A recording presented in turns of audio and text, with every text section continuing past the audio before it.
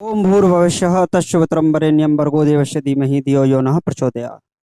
नमस्कार साथियों, स्वागत है आप सभी का आपके अपने यूट्यूब चैनल सरकारी भारत में। आज की इस वीडियो के अंदर हम बात करने वाले हैं, जैसा कि आप सभी को थंबनेल पे दिख ही गया होगा, फिजिक्स अपनी स्टार्ट हो रही है और एयरफोर्स के जितने भी कैंडिडेट हैं, जितने भी कैंडिडेट नेवी के हैं, जितने भी कैंडिडेट एनडीए के हैं, आप सभी के लिए एक सुनहरा मौका, सुनहरा अवसर, एक अदनान से टीचर से पढ़ने का, जिसने शायद आपने कभी उसको कहीं देखा ही नहीं होगा। क्योंकि जब यहाँ आप एक बार पढ़ लोगे तो कहीं और जाने का आपका मन नहीं होगा। तो फिजिक्स स्टार्ट की है। फिजिक्स के अंदर मेरे पास दो ही ब्रह्मास्त्र हैं, एक तो है क्लास और दूसरी है 50 टॉपिक्स, 50 टॉपिक। जिस भी स्टूडेंट ने वो 50 टॉपिक कर लिए, 25 आउट ऑफ एयरफोर्स, 10 प्लस तो मिनिमम उनमें से मार ही देगा, मिनिमम आराम से कर देगा रट के। ठीक, आज से हम अपनी फिजिक्स की क्लास स्टार्ट कर रहे हैं और पहला चैप्टर है मापन। मैं ये समझ के पढ़ाऊंगा कि आपको रत्ती भर नहीं आता, आपको नहीं आता एक अक्षर। तो फिजिक्स इस तरीके से पढ़ाई जाएगी, पढ़ना है तो पढ़ो, नहीं पढ़ना तो आप जा सकते हो। ठीक, तो पहला टॉपिक है मेजरमेंट, मापन। यहां से स्टार्टिंग करने वाले हैं, धीरे धीरे धीरे धीरे हम लेवल को भी पकड़ेंगे। लेकिन लेवल को पकड़ने से पहले दोस्तों उन क्वेश्चंस को भी टैकल करेंगे जो आसान तो हैं लेकिन हमसे एग्जाम में नहीं निकल पाते। ठीक, पहला प्रश्न तो यही बनता है, फिजिक्स पढ़ते क्यों हैं? पहला क्वेश्चन तो यही बनता है। तो मैं आपको एकेडमिक लेवल पर नहीं पढ़ा रहा हूं, इस वजह से इन चीजों को नहीं बताऊंगा। ठीक, चलिए, तो सबसे पहले अपना टॉपिक है मेजरमेंट, मापन। मापन के अंदर अगर आप मापन को समझ गए तो आपके कम से कम 2 मार्क्स का आपका एयरफोर्स का यहां से, नेवी का यहां से क्वेश्चन पक्का हो जाता है। यहां से एक दो क्वेश्चन आपका 100% पूछा जाता है मापन से। मापन का है, इंग्लिश में इसको बोलते हैं मेजरमेंट। मेजरमेंट का मतलब होता है मापना। किसी चीज को किस में मापा जाता है, किसी चीज को किस में मापा जाता है, इसी को बोल देते हैं मानक मापन, स्टैंडर्ड मापन। जैसे अगर हम बात करें दूरी को किस में मापते हैं सरकार, दूरी को, डिस्टेंस को किस में मापते हैं, तो आप बोलोगे सरकार हम तो सेंटीमीटर में मापते हैं। एक भाई साहब बोलेंगे मीटर में नापते हैं, एक भाई साहब बोल देंगे किलोमीटर में मापते हैं। तो ये जो होती हैं ये सभी होते हैं। दूरी क्या है, दूरी को किस में मापा जाता है, तो सेंटीमीटर, मीटर, किलोमीटर, इन चीजों के अंदर मापा जाता है। तो ये तो हो गए मापने वाले, और ये है जिसको मापा गया है। तो इस दुनिया के अंदर जब भी फिजिक्स स्टार्ट हुई थी तो फिजिक्स में 7 फंडामेंटल यूनिट आई थी, 7 फंडामेंटल्स आए थे, क्वांटिटी। तो 7 फंडामेंटल क्वांटिटीज होती हैं, फंडामेंटल क्वांटिटीज। जो 7 फंडामेंटल क्वांटिटीज होती हैं, मौलिक राशि, जिन्हें क्या बोलते हैं हम, मौलिक राशि। तो 7 मौलिक राशि होती हैं। पहली हम बोल देते हैं दूरी, दूसरे पर हम लेते हैं समय को, तीसरे नंबर पर हम लेते हैं ताप को, दूरी, समय, ताप। उसके बाद हम लेते हैं वैद्युत धारा को, क्रम कुछ भी हो ये बात आप समझिए, वैद्युत धारा। उसके बाद हम लेते हैं ज्योति तीव्रता को, एक मैं आपके लिए छोड़ने वाला हूं, उसको बताइएगा आप कौन सी है, ज्योति तीव्रता। और एक है पदार्थ की मात्रा। 7 भौतिक राशियां होती हैं, 7 फंडामेंटल यूनिट्स होती हैं। आपको बताना है कि सातों सातों फंडामेंटल यूनिट कौन सी होती हैं। तो एक फंडामेंटल यूनिट में लोगों के लिए छोड़ी है, आप लोग बताइए कि वो फंडामेंटल यूनिट कौन सी है। तो वो फंडामेंटल यूनिट है, चलिए मैं उसको लास्ट में ही लिख देता हूं, द्रव्यमान। जिसका पहले हक था वो मैंने सबसे अंत में लिखा है, कोई फर्क नहीं पड़ता। ठीक, तो दूरी को किसमें मापा जाता है, दूरी को मापा जाता है मीटर के अंदर। किसके अंदर, मीटर के अंदर, सेंटीमीटर के अंदर, किलोमीटर के अंदर, पिकोमीटर के अंदर, नैनोमीटर के अंदर, इनके अंदर मापा जाता है। समय की बात करें तो समय को किस में मापा जाता है, सेकंड के अंदर, मिनट के अंदर, आवर के अंदर, इन सभी के अंदर किसको मापा जाता है? समय को। इनको मीजर किया जाता है। ताप को किस में मापा जाता है? तो ताप को केल्विन के अंदर मापा जाता है, डिग्री सेल्सियस के अंदर मापा जाता है, फ़ारेनहाइट के अंदर मापा जाता है, रेडियन के अंदर मापा जाता है। वैद्युत धारा को किसके अंदर मापा जाता है? तो वैद्युत धारा को एम्पियर के अंदर मापा जाता है। किसके अंदर? एम्पियर। इन सभी बातों को हम एक एक करके समझेंगे। एम्पियर के अंदर। ज्योति तीव्रता को किसके अंदर मापा जाता है? ज्योति तीव्रता को मापा जाता है कैंडेला के अंदर। किसके अंदर सरकार? कैंडेला। और पदार्थ की मात्रा को किसके अंदर मापा जाता है? तो पदार्थ की मात्रा को मोल के अंदर, जबकि द्रव्यमान को किलोग्राम के अंदर मापा जाता है। तो 7 भौतिक राशियां होती हैं सरकार। कितनी कितनी होती हैं बच्चा? 7 भौतिक राशि होती हैं। दूरी, समय, ताप, द्रव्यमान, विद्युत धारा, ज्योति तीव्रता और पदार्थ की मात्रा। इन 7 भौतिक राशियों को हम बोलते हैं भौतिक राशि। इन 7 भौतिक राशियों से ही बनती हैं व्युत्पन्न राशियां। कैसी राशि बनती हैं सरकार? व्युत्पन्न राशियां, जो इनसे बनाई जाती हैं। कैसी राशि बनती हैं? व्युत्पन्न राशियां बनती हैं। इनसे ही क्या क्या बनती है? व्युत्पन्न राशि। भौतिक राशियों से, भौतिक राशियों से जो नई राशि बनती है, उस राशि को क्या कहा जाता है? उस क्वांटिटी को क्या कहा जाता है? उस क्वांटिटी को कहा जाता है सरकार, क्या कहा जाता है? व्युत्पन्न राशि कहा जाता है। डिराइव्ड यूनिट्स कहा जाता है। क्या कहा जाता है? डिराइव्ड यूनिट्स कहा जाता है। आप समझिए ये डिराइव्ड यूनिट्स आई कहां से। आप लोगों में से क्वेश्चन होगा कि सर सेंटीमीटर क्यों नहीं लिखा? उस चीज को मैं आगे समझाऊंगा, थोड़ा वेट कीजिए। इसके बाद आती हैं डिराइव्ड यूनिट। आपने कोई भी डिराइव्ड, अब अगर आप तैयारी कर रहे हो तो इसका मतलब आपने 12th कर रखा है, इतना तो है। कोई भी डेरिवेशन आपने किया था, उस डेरिवेशन वर्ड से ही वर्ड निकला डिराइव्ड, यानी कि पहले से कुछ था, उसमें से उसे बनाया गया। पहले से फंडामेंटल क्वांटिटीज थी, पहले से फंडामेंटल यूनिट्स थी, उनसे जो नया बनकर आया उसे हम क्या कहते हैं? डिराइव्ड यूनिट, व्युत्पन्न मात्रक या व्युत्पन्न राशियां कहते हैं, डिराइव्ड क्वांटिटीज कहते हैं। जैसे अगर हम बात करें, सबसे पहले हम बात करें, मान लीजिए कि बात करते हैं एरिया की। क्षेत्रफल का मात्रक क्या होता है? किस मात्रक सरकार? क्या? क्षेत्रफल। क्षेत्रफल बराबर होता है लंबाई गुणा चौड़ाई, लेंथ इनटू ब्रेड्थ। लंबाई गुणा चौड़ाई। लंबाई का मात्रक क्या होगा? लंबाई का मात्रक होगा मीटर या सेंटीमीटर। ब्रेड्थ का मात्रक क्या होगा? वो भी मीटर होगा। तो metre into metre, metre square. ये जो मीटर स्क्वायर बना है इसे हम कहते हैं डिराइव्ड यूनिट। इस मीटर स्क्वायर को क्या कहते हैं बच्चा? डिराइव्ड यूनिट कहते हैं। मीटर स्क्वायर को क्या कहेंगे? डिराइव्ड यूनिट कहेंगे। और इस एरिया की बात करें तो इसे क्या कहेंगे? Derived quantity. क्या कहेंगे? Derived quantity. इसको कहेंगे डिराइव्ड क्वांटिटी और इसे कहेंगे डिराइव्ड यूनिट। और ये इधर वाला पूरा मसला क्या होगा? Fundamental quantities. फंडामेंटल क्वांटिटीज से बनने वाली जो क्वांटिटी होगी उस क्वांटिटी को डिराइव्ड यूनिट कहा या डिराइव्ड क्वांटिटी कहा जाता है। बात क्लियर?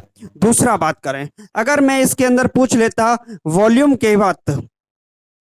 वॉल्यूम होता है आयतन। आयतन बराबर क्या होता है बच्चा? तो आयतन बराबर होता है length into breadth into height.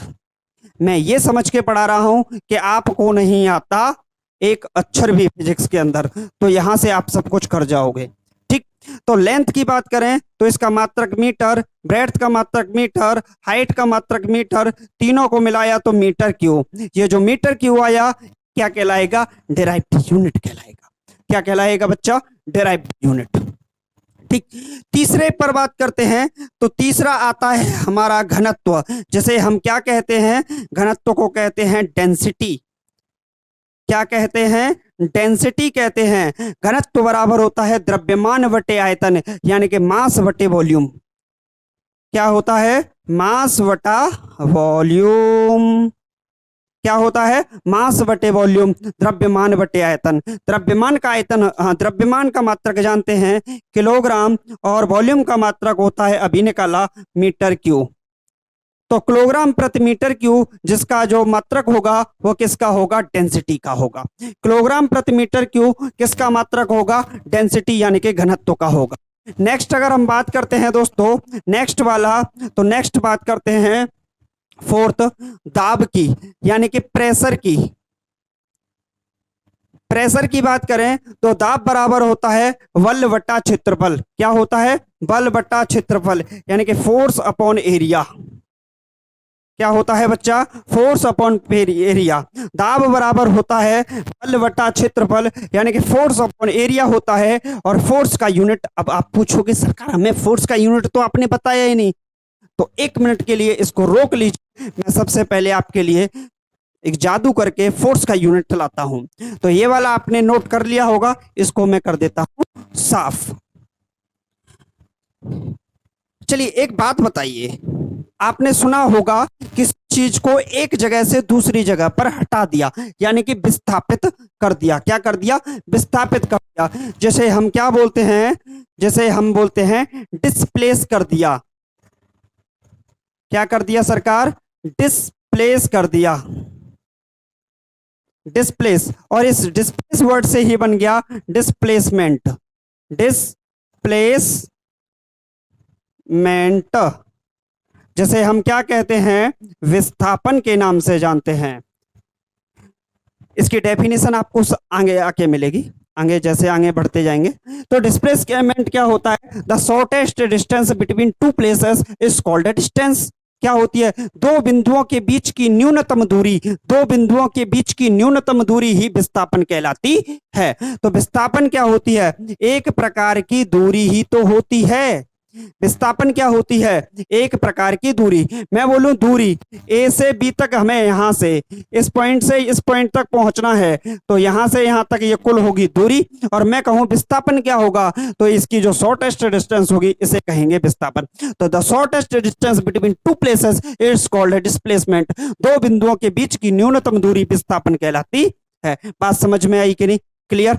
अब एक बात समझिए, एक तरह की दूरी है, तो दूरी का मात्रक तो हमें पता है लल्ला, क्या होता है मेरे बिट्टू? मीटर होता है। क्या होता है? मीटर होता है। अब एक बात बताओ यार, इतना लेक्चर देने की जरूरत क्या थी? इस डिस्प्लेसमेंट पर जरूरत थी क्योंकि फोर्स का हमें क्या निकालना है? यूनिट निकालना है। तो हमें एक वर्ड पता है, वर्ड पता है जिसका नाम है वेलोसिटी। क्या है? वेलोसिटी, जिसे हम हिंदी में क्या कहते हैं? वेग कहते हैं। क्या कहते हैं? वेग। तो वेग का फॉर्मूला होता है विस्थापन बटे समय। क्या होता है? विस्थापन बटे समय अंतराल। विस्थापन बटे समय अंतराल, यानी कि displacement upon time. Displacement upon time is called velocity, ऐसे बोल सकते हैं हम। ठीक, तो जो डिस्प्लेसमेंट है उसका यूनिट क्या होता है? मीटर। और समय का यूनिट क्या होता है? सेकंड। तो metre upon second, metre upon second किसका यूनिट निकल आया? वेग का यूनिट निकला। इसके बाद बात आती है एक्सीलरेशन।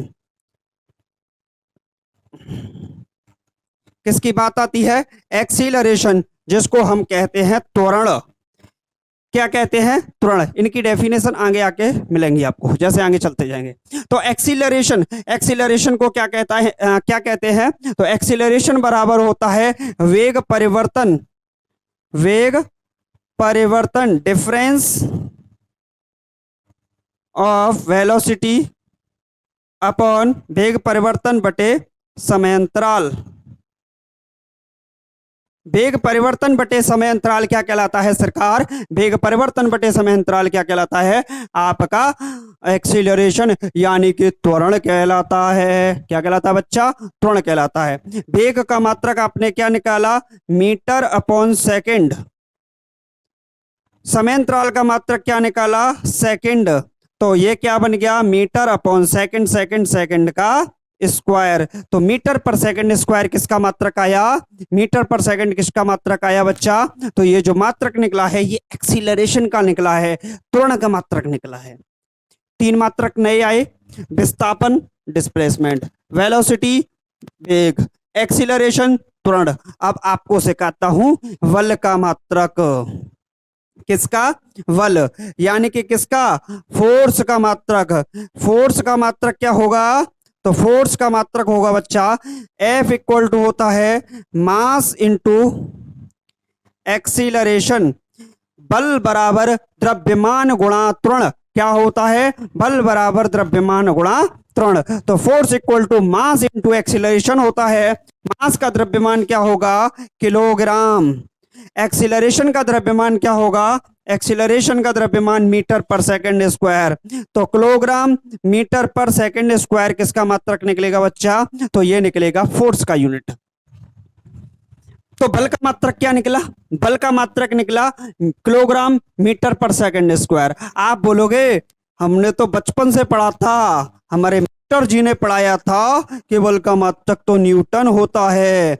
क्या होता है? न्यूटन। तो बच्चा तुमने सही पढ़ा था, बल का मात्रक न्यूटन होता है। न्यूटन साहब ने इसकी खोज की थी, तो इसका एक मात्रक न्यूटन भी होता है। होता एक और है, इसका मात्रक वही होता है जो आपने सुना नहीं है कि महंगाई डायन खाए जाते हैं। तो बल का एक मात्रक डायन भी होता है, उसके बारे में आगे चल के बात करेंगे। तो यहाँ पर फोर्स की बात करें तो फोर्स के दो यूनिट निकलते हैं, एक न्यूटन, किलोग्राम मीटर पर सेकंड स्क्वायर। अब बात करें कि प्रेशर का मात्रक क्या होगा? दाब का मात्रक। तो पहला तो होगा फोर्स का यूनिट क्या होता है? न्यूटन। एरिया का यूनिट क्या होता है? Metre square. तो न्यूटन पर मीटर स्क्वायर क्या निकला? न्यूटन पर मीटर स्क्वायर आप मात्रक निकला प्रेशर का। बच्चा आप बोलोगे सरकार न्यूटन पर मीटर स्क्वायर, हमको तो ऑप्शन में दूसरा दे रखा था। तो भैया दूसरा निकाल देते हैं। दूसरा क्या होगा? दूसरा बल का दूसरा मात्रक क्या है? किलोग्राम मीटर पर सेकंड स्क्वायर। किलोग्राम मीटर पर सेकंड स्क्वायर। और यहां पर नीचे देखें तो क्या है?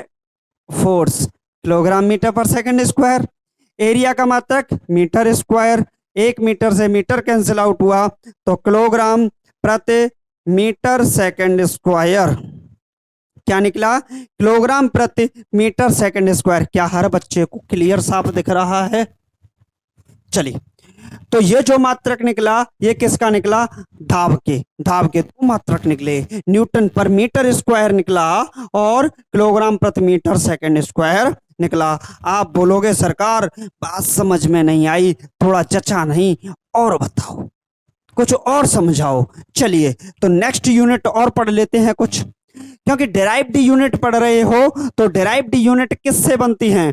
Derived unit always fundamental unit भौतिक राशियों से बनती हैं।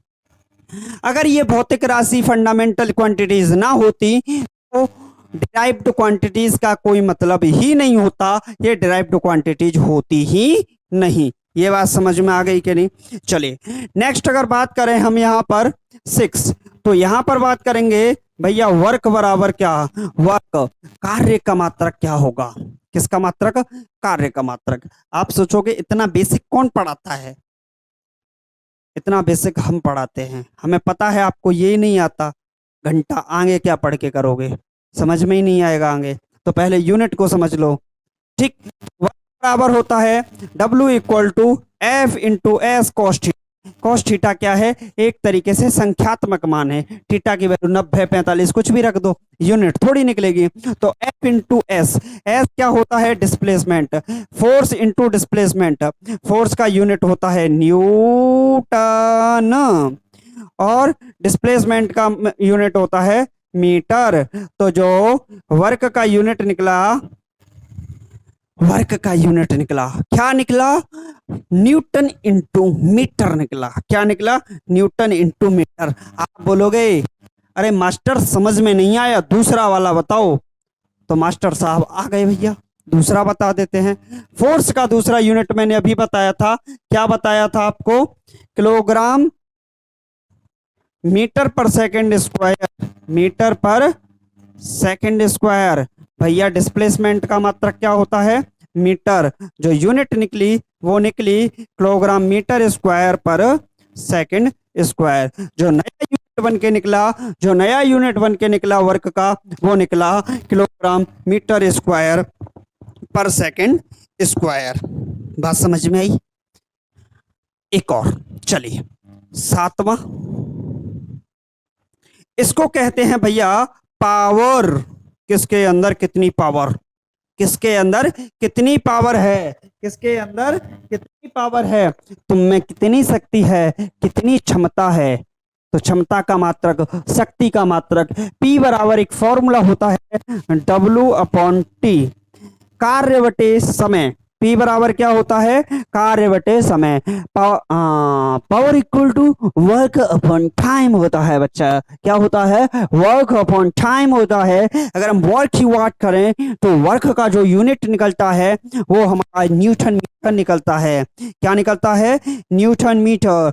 अपॉन टाइम का यूनिट निकलता है सेकंड। क्या निकलता है, सेकंड। तो न्यूटन मीटर पर सेकंड किसका मात्रक निकला बच्चा, तो ये जो मात्रक निकला ये पावर का निकला, शक्ति का।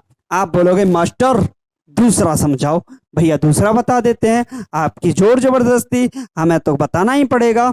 वर्क का अभी हमने यूनिट निकाला था किलोग्राम मीटर स्क्वायर पर सेकंड स्क्वायर, तो वर्क का यूनिट हो गया किलोग्राम मीटर स्क्वायर पर सेकंड स्क्वायर।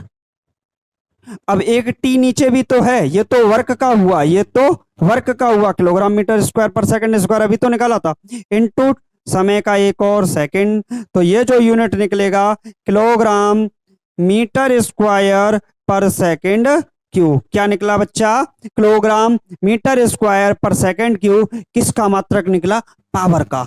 आप बोलो मास्टर पागल बना रहा है क्या, अरे मास्टर पागल बना रहा है क्या, नहीं, मुझे मालूम है आपके दिमाग में क्या चल रहा है। आपके दिमाग में चल रहा है कि सर ये बताइए अगर ये सब यूनिट इसके हो गए तो वाट किसका यूनिट है।